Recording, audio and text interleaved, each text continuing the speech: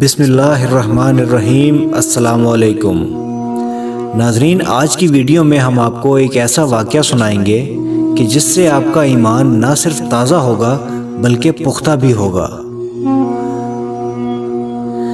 یہ ایک ایسے عاشق کا واقعہ ہے کہ جس نے عشق کی ایسی انتہا کی کہ جس کے بعد اس کو وہ ملا جو ہر عاشق کی تمنا ہوتی ہے۔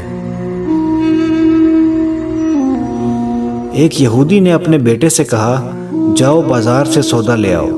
وہ چلا گیا، لیکن جب وہ راستے سے گزر رہا تھا تو اس کی نظر حضرت محمد صلی اللہ علیہ وسلم پر پڑی، اور آپ صلی اللہ علیہ وسلم کی نظر بھی اس لڑکے پر پڑی۔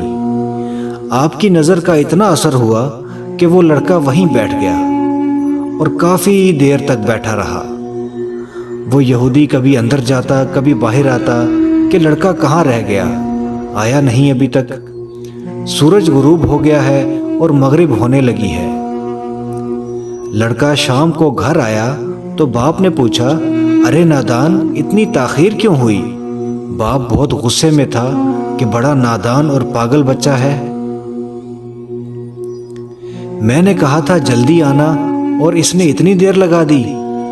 تمہیں سودا لینے کے لیے بھیجا تھا اور تم خالی ہاتھ واپس آ گئے ہو، سودا کہاں ہے؟ بیٹے نے جواب دیا، سودا تو میں خرید چکا ہوں۔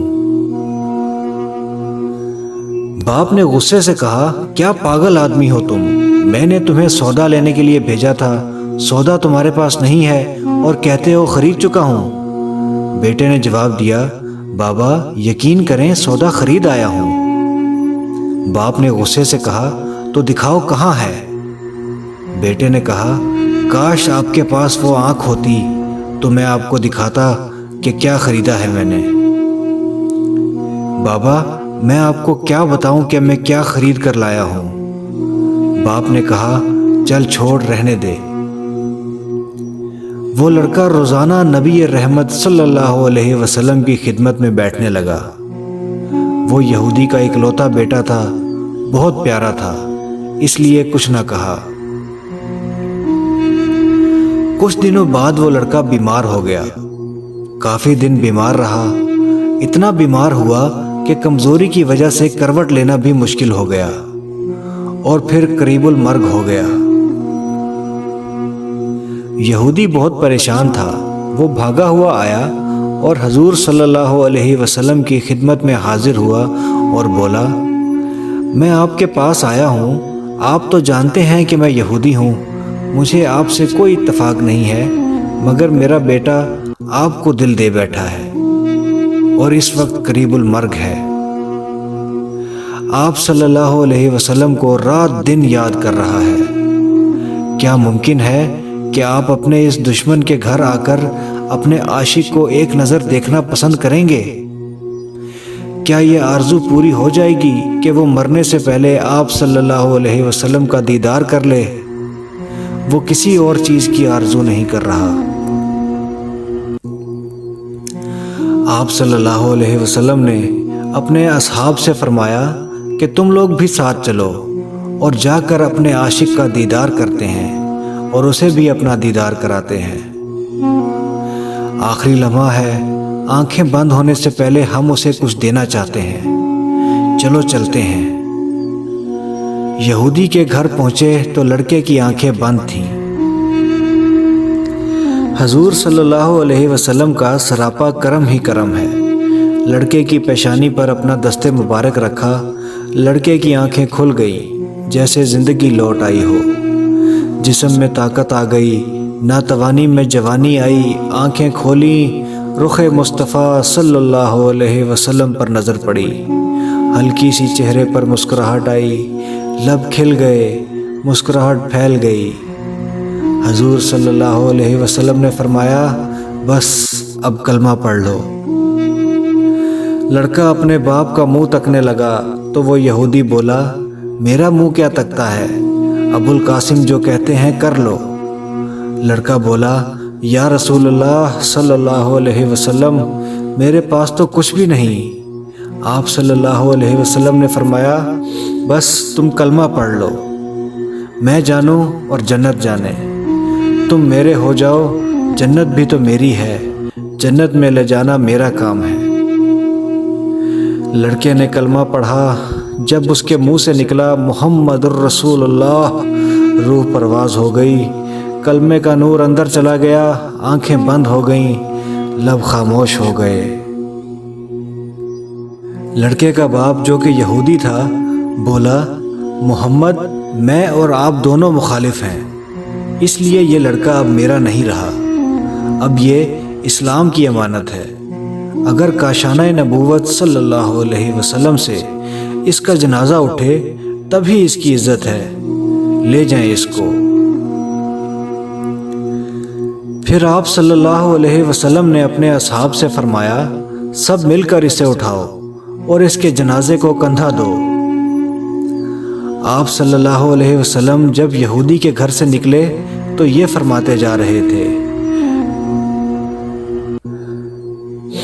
उस अल्लाह का शुक्र है जिसने मेरे सदक़े से इस बंदे को बख्श दिया। उस अल्लाह का शुक्र है जिसने मेरे सदक़े से इस बंदे को बख्श दिया। अल्लाह अकबर।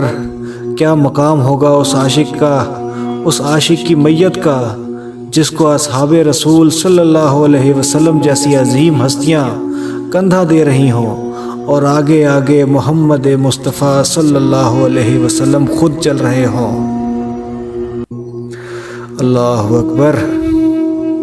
कब्र तैयार हुई, कफन पहनाया गया। हजूर सल्लल्लाहु अलैहि वसल्लम कब्र के अंदर तशरीफ़ ले गए। कब्र में खड़े हुए और काफ़ी देर खड़े रहे और फिर अपने हाथों से आशिक की मैयत को अंदर उतारा। आप सल्लल्लाहु अलैहि वसल्लम कब्र के अंदर पंजों के बल चल रहे थे, मुकम्मल पाँव मुबारक नहीं रख रहे थे। काफ़ी देर के बाद आप सल्लल्लाहु अलैहि वसल्लम कब्र से बाहर आए तो चेहरे पर थोड़ी जर्दी छाई थी, थकन महसूस हुई। सहाबा पूछते हैं, या रसूल अल्लाह सल्लल्लाहु अलैहि वसल्लम, ये क्या माजरा है? पहले तो ये बताइए, आप सल्लल्लाहु अलैहि वसल्लम ने कब्र में पाँव मुबारक मुकम्मल क्यों नहीं रखा? आप सल्लल्लाहु अलैहि वसल्लम पंजों के बल क्यों चलते रहे? तो आका करीम सल्लल्लाहु अलैहि वसल्लम ने फरमाया, कब्र के अंदर बेपनाह फरिश्ते आए हुए थे, इसलिए मुझे जहाँ जगह मिलती थी मैं पंजा ही रखता था, पाँव रखने की जगह ही नहीं थी। मैं नहीं चाहता था किसी फरिश्ते के पाँव पर मेरा पाँव आ जाए। फिर सहाबा ने पूछा, आप सल्लल्लाहु अलैहि वसल्लम कब्र के अंदर क्यों गए? हम चले जाते। तो आप सल्लल्लाहु अलैहि वसल्लम ने फरमाया कि मैंने इस लड़के से कहा था तेरी कब्र को जन्नत बनाऊंगा, तो अब उसी कब्र को जन्नत बनाने कब्र के अंदर चला गया। सुभान अल्लाह। तो फिर हजूर सल्लल्लाहु अलैहि वसल्लम, आप इतना थके हुए क्यों हैं? फरमाया, थका इसलिए हूँ कि फरिश्ते और हुरें इस आशिक के दीदार के लिए आ रहे थे और मेरे वजूद से लग लग कर गुजर रहे थे, उनकी वजह से थक गया हूँ। सुभान अल्लाह, अल्लाह अकबर। इश्क हो तो ऐसा हो, आशिक हो तो ऐसा हो कि जिसके आगे आगे मोहम्मद मुस्तफ़ा सल्लल्लाहु अलैहि वसल्लम और पीछे आप सल्लल्लाहु अलैहि वसल्लम के असहाब। सुभान अल्लाह। अल्लाह ताला से दुआ है कि अल्लाह ताला हमें भी हज़रत मोहम्मद सल्लल्लाहु अलैहि वसल्लम का सच्चा आशिक बनाए और आप सल्लल्लाहु अलैहि वसल्लम की तालीमात पर अमल पैरा होने की तौफीक अता फरमाए। आमीन सुम्मा आमीन।